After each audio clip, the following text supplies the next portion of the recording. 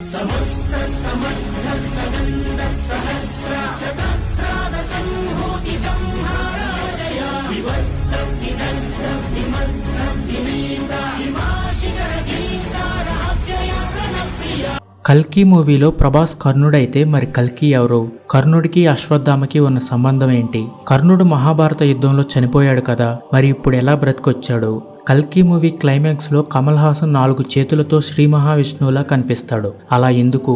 ఇలాంటి ఎన్నో విషయాల గురించి వీడియోలో చెప్తాను. అలానే కర్ణుడు కన్నా నేనే గొప్పవాడిని అంటున్న అర్జునుడికి శ్రీకృష్ణుడు, కర్ణుడు, అర్జునుడు మధ్య జరిగిన ఒక సంఘటన గురించి వీడియో చివరిలో చెప్పాను. ఖచ్చితంగా వీడియో చివరి వరకు చూడండి. కర్ణుడికి అశ్వత్థామకి ఉన్న సంబంధం ఏంటి? కల్కి మూవీలో అమితాబ్ కర్ణుడు నా మిత్రుడు అని చెప్తాడు. అశ్వత్థామ కర్ణుడు ఫ్రెండ్స్ ఎలా అయ్యారో ఇప్పుడు చెప్తాను. ఒకసారి కర్ణుడు యుద్ధ విద్యలు నేర్చుకోవడానికి ద్రోణాచార్యుడి దగ్గరికి వెళ్తాడు. అప్పుడు ద్రోణాచార్యుడు కర్ణుడికి యుద్ధ విద్యలు నేర్పించలేను అని చెప్తాడు.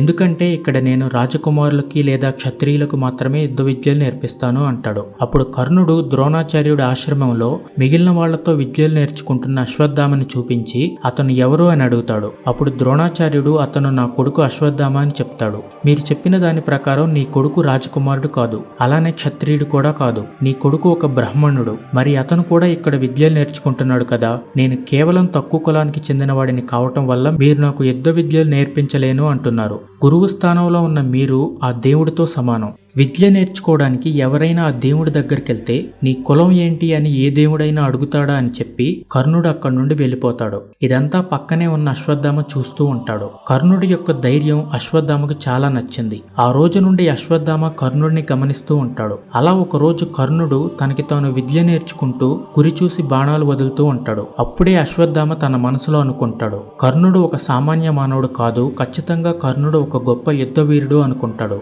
అప్పుడు అశ్వత్థామ కర్ణుడి దగ్గరికి వెళ్ళి ఇలా అంటాడు, బాధపడకు మిత్రమా, నా తండ్రికి అందరికన్నా అర్జునుడు అంటేనే చాలా ఇష్టం. సకల విద్యలు అర్జునుడికి మాత్రమే నేర్పిస్తాడు. నా తండ్రికి సొంత కొడుకు కన్నా అర్జునుడే ఎక్కువ అని తన బాధని అశ్వత్థామ కర్ణుడితో చెప్పుకుంటాడు. ఈ విధంగా అశ్వత్థామ కర్ణుడు వీళ్ళ ఇద్దరిలో ఒక ఒంటరితనం, వాళ్లలో ఉన్న ప్రతిభని సొంత వాళ్లే గుర్తించడం లేదే అనే ఆలోచనతో వీళ్ళిద్దరూ మంచి స్నేహితులయ్యారు. వీళ్ళ ఇద్దరి స్నేహం గురించి మహాభారతంలో అంత ఎక్కువగా చర్చ లేదు, కానీ వాళ్ళ స్నేహం వాళ్ళ ఇద్దరికీ మాత్రం బాగా తెలుసు.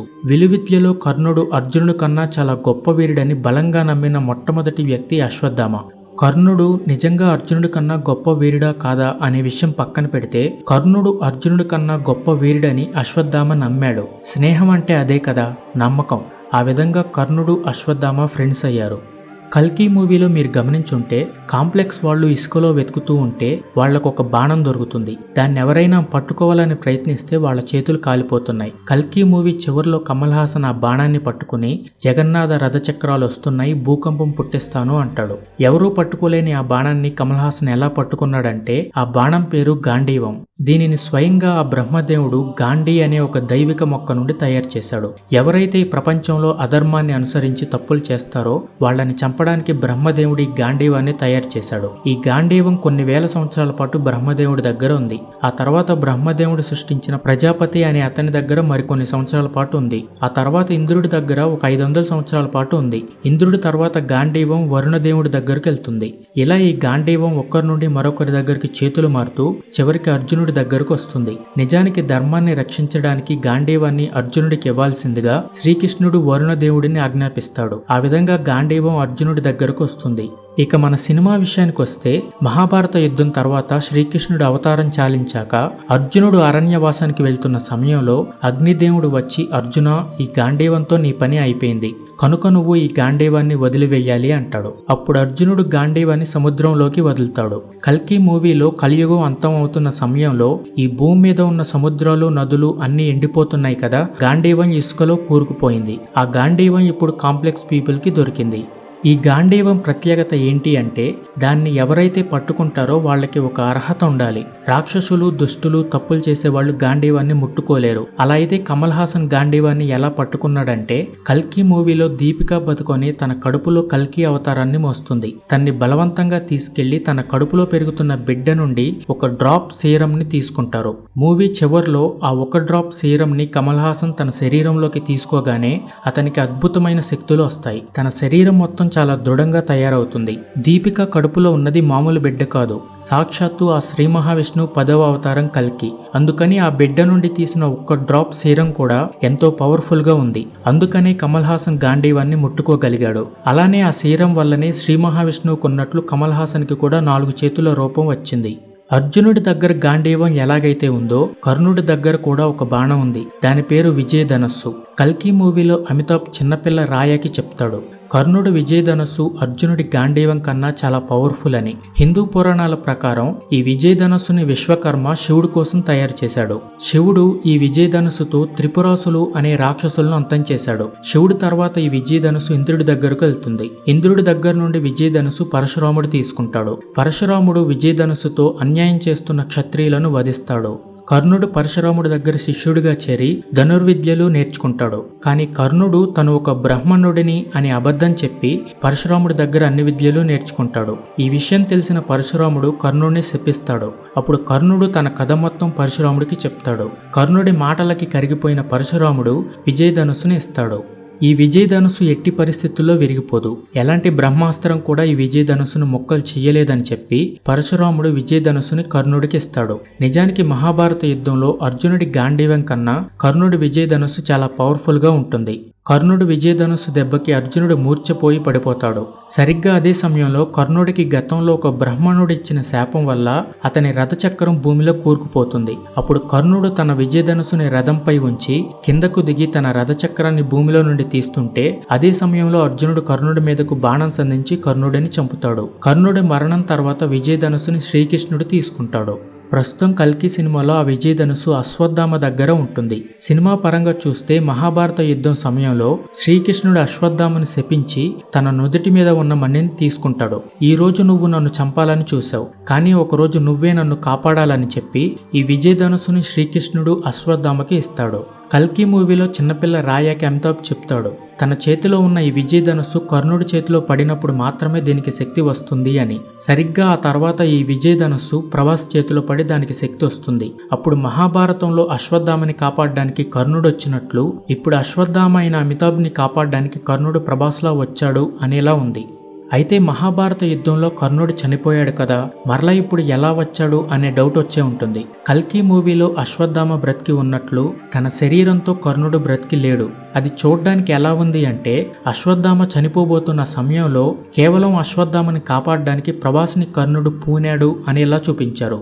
ఒకసారి శ్రీకృష్ణుడు కర్ణుడి దానగుణాన్ని పరీక్షించడానికి ఒక బ్రాహ్మణుడి వేషంలో అతని దగ్గరికి వెళ్లి నీ జీవితంలో నువ్వు చేసిన పుణ్యాలు మొత్తాన్ని నాకు దానంగా ఇవ్వాలి అని కోరతాడు. అప్పుడు కర్ణుడు తను చేసిన దానాల వల్ల కలిగిన పుణ్యం మొత్తాన్ని ఆ బ్రాహ్మణుడికి దానంగా ఇచ్చేస్తాడు. అందుకనే కర్ణుడు చనిపోయాక అతనికి మోక్షం లభించదు. కర్ణుడు దానగుణానికి చలించిపోయిన శ్రీకృష్ణుడు కర్ణుడితో ఇలా చెప్తాడు, కర్ణ, నీ తర్వాత జన్మలో నువ్వు ఒక దైవభక్తుడిగా పుట్టి ఈ ప్రపంచాన్ని కాపాడడంలో నీ పాత్ర పోషిస్తావు. అప్పుడు నువ్వు మోక్షాన్ని పొందుతావు అని అంటాడు. బహుశా అందుకనే శ్రీకృష్ణుడు ఇచ్చిన వరం వల్ల కర్ణుడు మరలా ప్రభాస్ రూపంలో పుట్టాడు. అశ్వత్థామని కాంప్లెక్స్ వాళ్ళు చంపేస్తున్న సమయంలో ప్రభాస్ని కర్ణుడు ఆవహించి అశ్వత్థామని కాపాడతాడు. బహుశా ఈ జన్మలో కర్ణుడు ప్రభాస్ రూపంలో పుట్టి ధర్మం వైపు నిలబడి కల్కితో కలిసి అధర్మాన్ని అంతం చేసి మోక్షాన్ని పొందుతాడు. కల్కి మూవీలో అర్జునుడు వేసిన బాణానికి కర్ణుడి రథం 10 అడుగులు వెనక్కి వెళ్తుంది. చూసావా కృష్ణ, కర్ణుడి బాణానికి నా రథం కేవలం 2 అడుగులు వెనక్కి వెళ్ళింది. అతను నాకు సరి సమానుడా అని అర్జునుడు అంటుంటే అప్పుడు కృష్ణుడు, నీ రథం అగ్నిదేవుడి వరం, నీ రథాన్ని కాపాడుతూ పైన హనుమంతుడున్నాడు. అంతకు మించి నీ రథాన్ని నడుపుతుంది సాక్షాత్తు ఆ ముల్లోకాలను ఏలుతున్న శ్రీ మహావిష్ణువుని అయిన నేను. అయినా కూడా నీ రథాన్ని 2 అడుగులు వెనక్కి నెట్టాడు అంటే కర్ణుడి బలం ఏంటో ఆలోచించు అర్జున అని శ్రీకృష్ణుడు అంటాడు. దీనికి సంబంధించి ఒక సంఘటన చెప్తాను. కర్ణుడు దాన గుణాన్ని అందరూ పొగుడుతూ ఉంటే అది చూసి భరించలేని అర్జునుడు కృష్ణుడి దగ్గరకు వెళ్ళి ఎలా అంటాడు, కృష్ణ, నేను కూడా చాలా దానాలు చేశాను, కావాలంటే కర్ణుడి కన్నా ఎక్కువే చేస్తాను. అయినా సరే అందరూ కర్ణుడి దాన గుణాన్ని పొగుడుతున్నారు, నేను చేసే దానాలు ఎవరు గుర్తించడం లేదు అంటాడు. అర్జునుడి మాటలకు కృష్ణుడు ఒక చిరునవ్వు నవ్వి ఇద్దరూ అలా బయటికి వెళ్తారు. అక్కడ వాళ్ళకి ఒక బంగారు కొండ కనిపిస్తుంది. అప్పుడు కృష్ణుడు, అర్జున, ఈ బంగారు కొండని దానం చెయ్యి, కనీసం అప్పుడైనా జనం నీ దాన గుణాన్ని గుర్తిస్తారేమో చూద్దాం అంటాడు. అప్పుడు అర్జునుడు ఆ చుట్టుపక్కల ఉన్న ఊర్లు మొత్తం దండోరా వేయించి బంగారం దానం చేస్తున్నామని అందరికీ చెప్తారు. అప్పుడు అక్కడికి చాలా మంది ప్రజలు వస్తారు.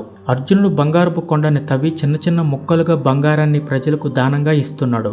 ఎంతసేపు అయినా ఆ బంగారపు కొండ తరిగిపోవడం లేదు. అలానే జనాలు కూడా ఇంకా వస్తూనే ఉన్నారు. అలా చాలాసేపు అయ్యాక అర్జునుడు, కృష్ణ, ఇంతకు మించి దానం చెయ్యాలి అంటే చిరాకు అలసట వస్తుంది అంటాడు. అప్పుడు కృష్ణుడు, అర్జున, ప్రజలందరూ కర్ణుడు దాన గుణాన్ని ఎందుకు పొగుడుతున్నారు అని అడిగావు కదా, దానికి సమాధానం ఇప్పుడు నీకు దొరుకుతుంది. అసలు దానం అనేది ఎలా చేయాలో ఇప్పుడు నీకు చూపిస్తాను అంటాడు.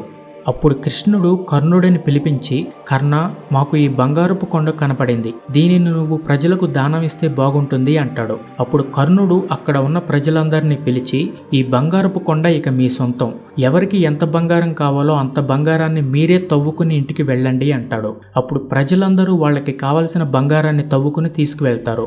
ఒక రోజు తర్వాత ఆ బంగారపు కొండ మొత్తం ఖాళీ అయిపోతుంది. అప్పుడు కృష్ణుడు అర్జునుడితో ఇలా అంటాడు, అర్జున, నీకు బంగారపు కొండ చూడగానే దానం చెయ్యాలని నీ మనసులో ఉన్నా ఎక్కడో నీకు కూడా ఆ బంగారం మీద ఆశ ఉంది. అందుకనే ప్రజలకు చిన్న చిన్న ముక్కలుగా బంగారాన్ని పెంచిపెట్టావు. కానీ కర్ణుడికి బంగారం మీద ఎలాంటి ఆశ లేదు. అందుకనే బంగారపు కొండని ప్రజల ఇష్టానికి ఇచ్చేశాడు. దానం చేసే వాళ్ళ మనసులో ఎలాంటి ఆశ అనేది లేకుండా దానం చేస్తేనే వాళ్ళు దానకర్ణులు అవుతారు అని శ్రీకృష్ణుడు అంటాడు. ఆ విధంగా కర్ణుడి చరిత్రలో దానకర్ణుడయ్యాడు. కల్కి మూవీలో కర్ణుడు, అర్జునుడు పాత్రల గురించి మీ అభిప్రాయాన్ని కామెంట్ చేయండి. ఈ వీడియో చాలా కష్టపడి చేశాను. ఖచ్చితంగా ప్రతి ఒక్కరూ మీ ఫ్రెండ్స్ అండ్ ఫ్యామిలీతో వీడియోని షేర్ చేయండి. Thank you so much for watching. Please subscribe Telugu Vidya.